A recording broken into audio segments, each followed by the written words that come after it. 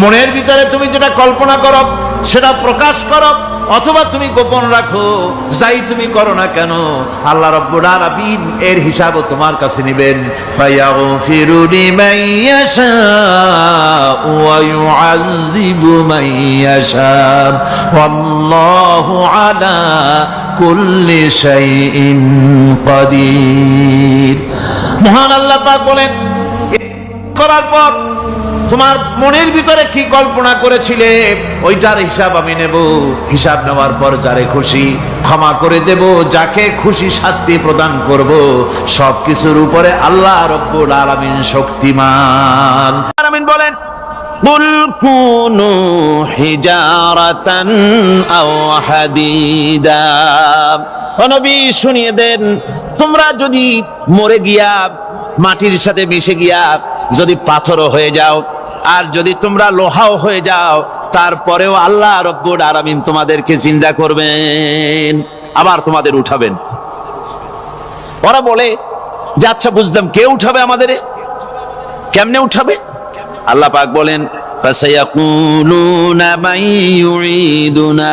ওরা বলে আমাদেরকে কে উঠাবে, আমাদেরকে কে জিন্দা করবে? আল্লাহ পাক জবাবে বলেন, কুলিল্লাযী ফাতারাকুম আউওয়ালা মাররা। যিনি তোমাদেরকে প্রথম সৃষ্টি করেছেন তিনি আবার তোমাদেরকে জিন্দা করবেন। আল্লাহ পাক সুন্দর করে বুঝাচ্ছেন। এই সব কথা শোনার পরে ফাসায়ুনগিদুনা ইলাইকা রুউসাহুম ওয়া ইয়াকুলুনা মাতা হুয়া। এসব কথা শোনার পরে আল্লাহ বলেন, ওই কাফেরেরা মাথা ঝুলায় ঝুলায় বলে আচ্ছা তা বুঝলাম। আল্লাহ বলেন, ওরা মাথা ঝুলায় আর বলে আচ্ছা বুঝলাম, তবে কিয়ামত কবে সেই কিয়ামত অনুষ্ঠিত হবে? আল্লাহ বলেন, নবী শোনায় দাও, কুল আসা আইয়াকুনা করিবা। বেশি দেরি নাই, হতে পারে খুবই তাড়াতাড়ি। কি বলা যায়, সে সময়টা অতি নিকটবর্তী হয়ে যেতে পারে, খুবই নিকটবর্তী সে সময়, সেটা বেশি দেরি হওয়ার কথা নয়। আল্লাহ পাক এবার মানুষকে যুক্তি দিয়ে বুঝাচ্ছেন।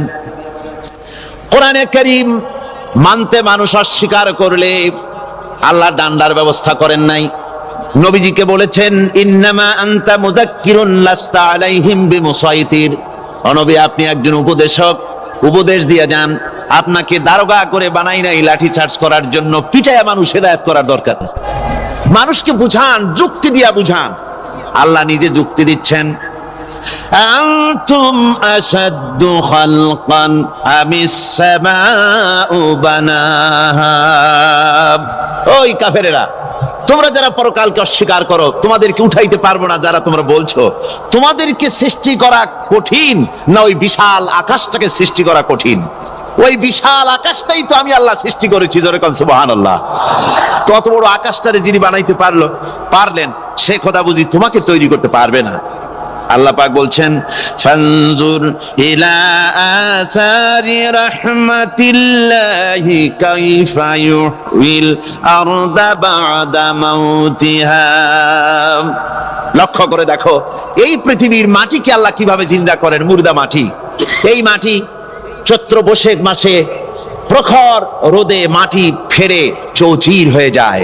এই ফেটে যাওয়া চৌচির মাটিতে আল্লাহ পাক বৃষ্টির পানি দিয়ে এই মাটিকে, এই মৃত্যু মাটিকে আল্লাহ পাক যেভাবে জিন্দা করেন, ইন্না যালিকা লামুহিল মাউতা ওয়া হুয়া আলা কুল্লি শাইইন কাদির। সে আল্লাহ পাক তোমরা মরলে পরে আবার এভাবে জিন্দা করতে পারবেন, জোরে কোন সুবহানাল্লাহ। আমার ভাইয়েরা, আল্লাহ পাকের পরে বলেন, দেখো মৃত্যু জমিনকে কেমনে জিন্দা করি। আল্লাহুল্লাযী আরসালার রিয়াহা ফাতুসিরু সাহাবা ফাসুকনাহু ইলা বালাদিম মাইতিন ফাআহইয়ানা বিহিল আরদা বা'দা মাউতিহা কাযালিকান নুশুর। আমি আল্লাহ রাব্বুল আলামিন ওই সমুদ্রের নোনা পানিগুলোকে, সমুদ্রের লবণাক্ত পানিগুলিকে বাষ্পীয় আকারে উত্থিত করে মেঘমালায় পরিণত করি, আর এরপরে বাতাসকে হুকুম করি, বাতাস এই মেঘটারে টেনে নিয়ে যাও অমুক জায়গায়। মেঘ চলে এলো। আল্লাহ রাব্বুল আলামিন বলেন, মেঘ এবার বিন্দু বিন্দু করে বৃষ্টি বর্ষণ করে দে। আমার হুকুমে ওই পানিগুলি বৃষ্টি হয়ে বিন্দু বিন্দু হয়ে জমিনে পতিত হয়। আল্লাহ বলেন, এভাবে করে বৃষ্টির পানি দিয়া মরা জমিনকে জিন্দা করে দিয়া নববধূ গর্ভধারণের যেমন প্রস্তুতি নেয়, বৃষ্টির পানি পায়া মরা জমিন তেমন ফসল ধারণের জন্য প্রস্তুতি নিয়ে নেয়। সুবহানাল্লাহ বিহামদি। এইটা যেভাবে আমি করি, কাযালিকান নুশুর, এইভাবে করে তোমাদের কি কিয়ামতের দিন আমি জিন্দা করতে পারবো? কেমনে অস্বীকার করো? কাইফা তাকফুরুনা বিল্লাহি ওয়া কুনতুম আমওয়াতান ফাহইয়াকুম সুম্মা ইউমীতুকুম সুম্মা ইলাইহি তুরজাউন। কি করে তুমি আমি আল্লাহকে অস্বীকার করো?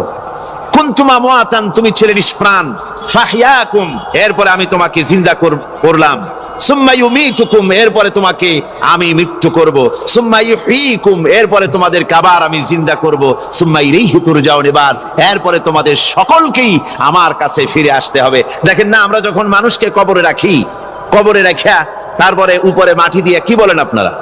মিনহা খালাকনাকুম, পড়েন, মিনহা খালাকনাকুম ওয়া ফিহা নুঈদুকুম ওয়া মিনহা নুখরিজুকুম তারাতান উখরা।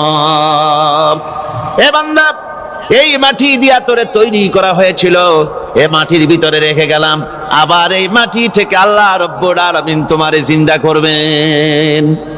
কিয়ামতের ময়দানে সকলকে উঠতে হবে সেখানে আল্লাহর দরবারে। আল্লাহ পাক বলছেন, বান্দা কেমনে অস্বীকার করো? ইন কুনতুম ফি রাইবিম মিনাল বাস ফাইন্না খালাকনাকুম মিন তুরাব। পরকালকে যারা অস্বীকার করো, কিয়ামতে উঠতে হবে, এটাকে কিভাবে অস্বীকার করো? চিন্তা করে দেখো, তুমি নিষ্প্রাণ মাটি ছিলে, সেই মাটি দিয়েই আমি তোমাকে তৈরি করেছি। আবার আল্লাহ পাক মানুষকে আরো বুঝান, কিয়ামত আছে, পরকাল হবে, আল্লাহর দরবারে উঠতে হবে। আলাম ইয়াকুন নুতফাতাম মিন মানিয়্যিন ইউমনা, তুমি কি মাতৃগর্ভে নিক্ষিপ্ত এক ফোঁটা পানি ছিলে না? সুম্মা কানা আলাকাতান ফাখালাকা ফাসাওয়া, এরপরে তোমাকে মাংসপিণ্ডে, জমাট রক্তে মাংসপিণ্ডে পরিণত করা হলো, এরপরে তোমাকে সুন্দর করে তোমাকে সুগঠিত করা হলো।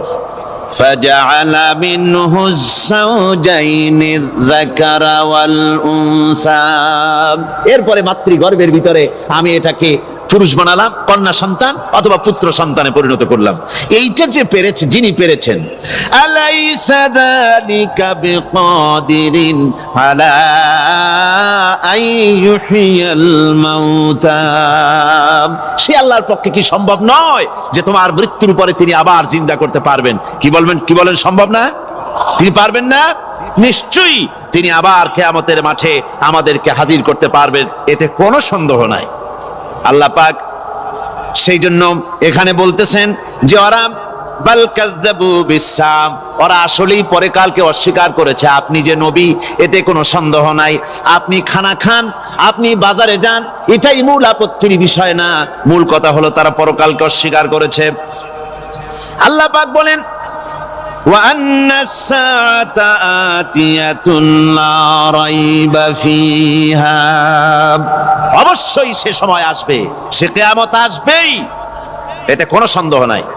ওয়া আন্নাল্লাহা ইয়াবআসু মান ফিল কুবুর, আর আল্লাহ পাক তিনি কবরের মধ্যে অন্তর্হিত